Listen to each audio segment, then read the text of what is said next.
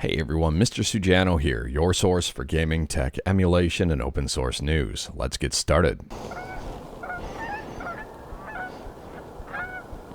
Alright, to kick things off, we're talking about Stop Killing Games, and I would say this is a very big early win for the campaign.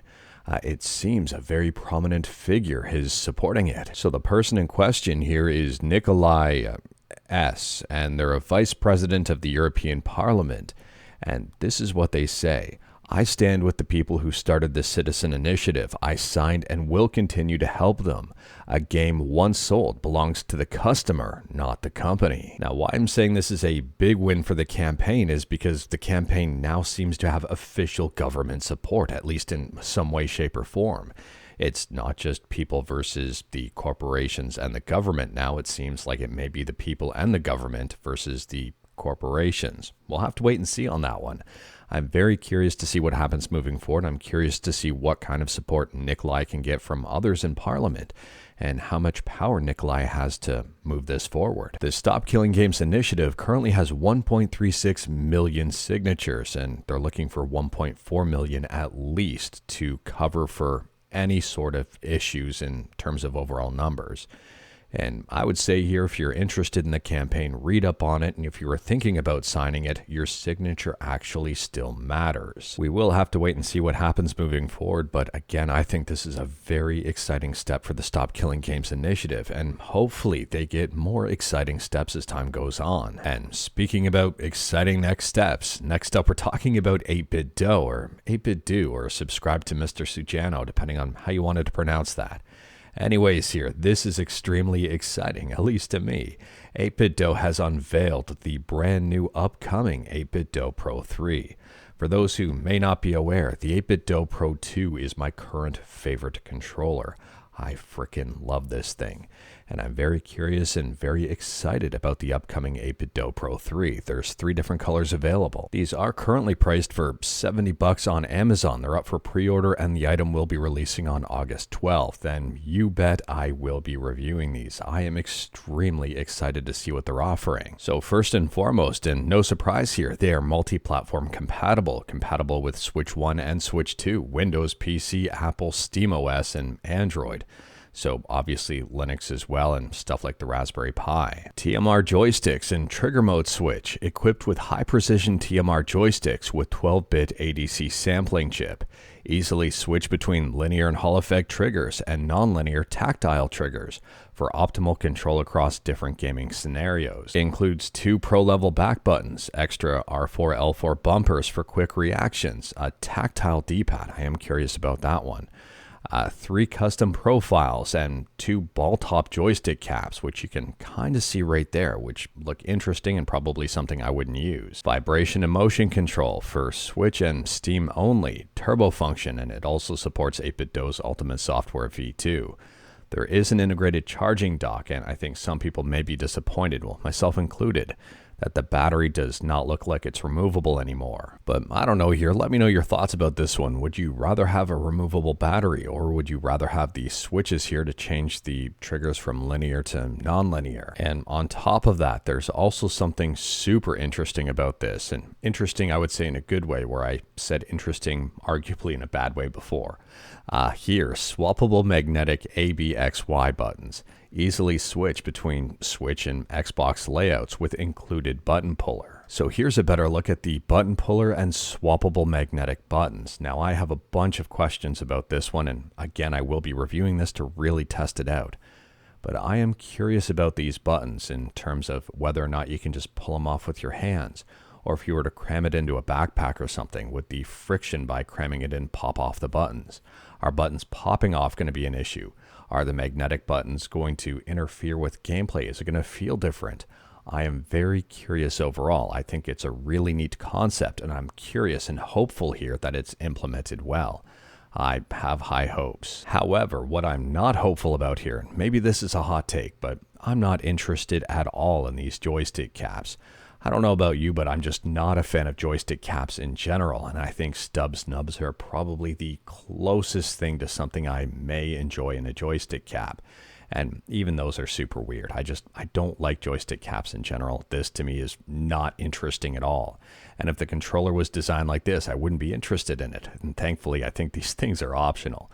But maybe that is a hot take. Let me know your thoughts about the joystick caps. Now, it's worth pointing out that I will be reviewing the 8BitDo Pro 3, so I'm not going to recommend it at this point in time because maybe there are some fatal flaws with it, and I don't want to get people excited about something and then it turns out to be not a great product.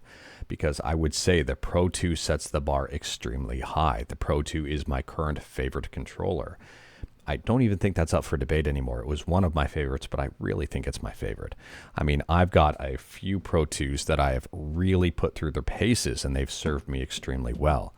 And I even have one that's still in the box that matches this one right there, that I haven't even opened up yet. So I would say overall with the Pro 2, it's priced $20 cheaper. If you just bought a Pro 2, I don't think you're really missing out just yet. And I think the Pro 2 is still a mighty fine controller, and I think it's priced very well for what it offers. But I am curious to hear your thoughts on the matter. What do you think about the 8BitDo Pro 2, and what do you think about the upcoming 8BitDo Pro 3? Which one do you think will be better? And I was looking around on my desk. I also have another Pro 2 sitting around. So you can tell I'm a huge fan of the Pro 2, and the Ultimate controller isn't bad at all either. And speaking about stuff I love, next up we're talking about ESDE Front End, where ESDE stands for EmulationStation Desktop Edition, or possibly something else. I can't quite put my fingers on it. Let me know in the comments below. Anyways, here, the latest version is 3.3.0, which just dropped. Now, I really think this is something to be excited about because they say here, ESDE 3.3.0 is now available to download. This release brings a built-in game importer tool that makes it possible to import native apps and games on Android. And on desktop operating systems, you can now import Steam games, desktop applications, emulators, and more. There are also translations added for 4 new languages, support for more emulators, and lots of modernizations under the hood. If you are curious about this one and wanted to learn more about it, like everything we talk about, links are in the description below right at the bottom. I don't hide my sources. And I would recommend checking out their YouTube video where they showcase the game importer in action. Now, the game importer is cross-platform, Linux, Windows, Mac, and also Android. And I would say overall this is a very functional and very fun update. And speaking about emulation, next up we're talking about Provenance, which is a multi-system emulator on iOS. Anyways, here, this is the latest from Provenance. It's very unstable, but it boots. And it seems as if GameCube is up and running. And on top of that, Provenance has put out a brand new video here showcasing JIT-less Flatcast Dreamcast on iOS.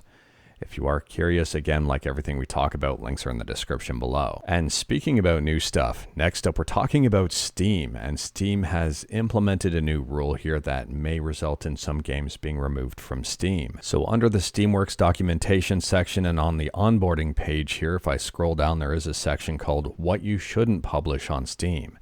And there are about 15 different things here. Number 15, I believe, is the most recent.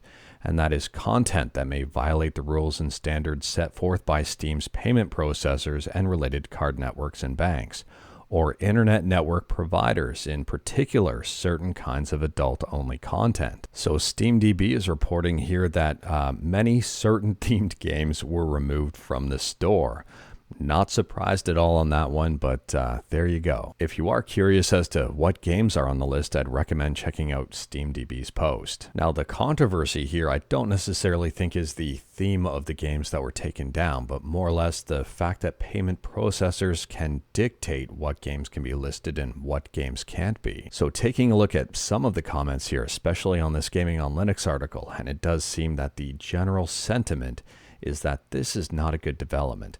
Not necessarily because of the specific type of content that was removed, but for the bigger picture, the fact that payment processors seem to be able to dictate what's playable on Steam and what's not. And speaking about Steam, next up we're talking about a game here that was a very poorly kept secret. We talked about this rumor for a while now because stuff was reported over on SteamDB about it. And that is Dungeons & Dragons Neverwinter Nights 2 Enhanced Edition. It has now launched on Steam. It's official and it's there. No surprise, the game is Steam Deck verified, and it's not just available on Steam. It's also available on Nintendo, PlayStation, GOG, and Xbox, so pretty much everywhere. And speaking about enhanced editions, next up we're talking about something that may have a few people excited. We're talking about Warhammer 40,000 or Warhammer 40K. Warhammer 40,000 Dawn of War Definitive Edition Enhanced Trailer has just been dropped. This game will be releasing in August. So they say here in the description, Warhammer 40,000 Dawn of War Definitive Edition will release on August 14th at $30 US. As a thank you to our loyal fans, players who already own Dawn of War Anniversary Edition will receive a 30% discount. The game is already up to be wishlisted on Steam, and let me know your thoughts about it in the comments below. Are you excited about it? Are you excited to play Warhammer 40K in 4K? And speaking about stuff going up on Steam, next up we're talking about something being taken down from Steam, and hopefully temporarily. But it seems that Old School Rally, which has just recently released, has been taken down because of a DMCA. There is a note explaining the entire issue up on the Steam community page, which I would recommend checking out. So based on my understanding, it seems the DMCA was because of certain car models they used. And they say here, during the early stages of development, they legally sourced certain car models under the Creative Commons Attribution License. And they even proactively reached out to the original uploader to verify the ownership and received explicit approval for their use in the game, ensuring that proper credits were provided. However, they say last Friday they received an unexpected claim from another individual alleging ownership of some of these car models. Upon receipt of this claim, they immediately reached back to the original uploader, who maintained their position regarding their rights to these models. And then I guess the other person that swooped in here also issued a DMCA to take down the game altogether. So as for next steps here, I would say that Old School Rally is taking a smart approach. They're removing the contested car models as a way to just kind of avoid the DMCA while everything gets figured out. And those contested car models will be locked and replaced with "this car will be available again in an update soon." So I would say expect Old School Rally to be up and available again very soon on Steam, and then hopefully all of this gets sorted out relatively quickly. And speaking about stuff happening pretty quickly and stuff being taken down and Steam, next up we're talking about John Wick Hex. If this game was on your wish list, you may want to consider picking it up relatively soon. It's being made unavailable to purchase on July 17th. So they say here in an update, after July 17th, 2025, existing owners of John Wick Hex will still be able to access the game via their digital libraries and or physical copies. However, new purchases of John Wick Hex will not be possible regardless of platform or storefront. This game was released in 2020 to mostly positive reviews. And speaking about mostly positive reviews, next up we're talking about mostly positive receptions. Nintendo has unveiled who will be playing Zelda and who will be playing Link in their upcoming live-action Legend of Zelda movie set to release in 2027. So here's your Zelda being played by Bo Bragason, and here's your Link being played by Benjamin Evan Ainsworth.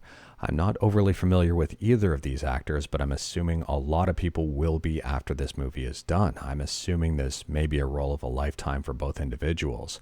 Let me know your thoughts about these choices in the comments below. Based on some of the replies to that announcement, it seems they missed out on casting Chris Pratt as Link, and Jack Black as Ganon.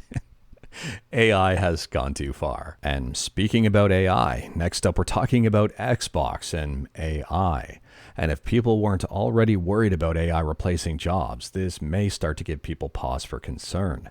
I guess an internal memo has revealed that 200 King staff that were laid off at Xbox will be replaced by AI. I've seen this reported in a few different places. Insider Gaming is one of those, and I'd recommend checking out Insider Gaming if you wanted to take a look at the reported memo.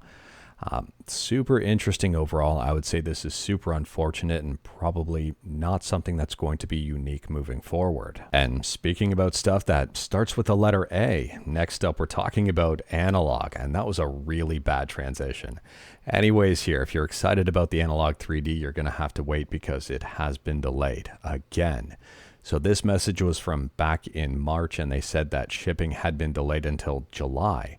However, they just recently posted a new message here saying that it's going to be delayed another month, and that's because of tariffs. Now, I wouldn't necessarily say this is negative news because of one specific line in their announcement. So they say here, following last week's sudden tariff changes, Analogue 3D will now begin shipping next month.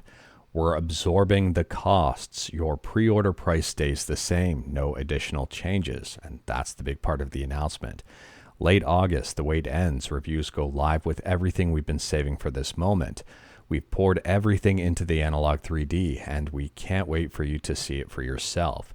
And for those who may be unaware, the Analogue 3D is their N64 FPGA. And speaking about retro gaming hardware, next up we're talking about Retroid. And if you're a Genesis fan, you might be excited about this here. Retroid has said 350 likes or loves or hearts or whatever, and we'll make this Genesis-themed Classic 6. And guess what? It's got over 1,000 hearts, so it seems like this colorway is going to be on the way. Unfortunately, I don't have any information on release dates, but I'm assuming it wouldn't take too long to cook something like this up, and I'm assuming it's going to remain at the exact same price here for this colorway. And speaking about cooking stuff up, next up we're talking about Google, and it's finally happening. This was reported on July 11th. I missed this until now, and I apologize for not telling you about this one sooner. You may have heard it or you may not have so far, but if you're a fan of Android or a fan of Chrome OS but not a fan of the other, you're not going to like this news.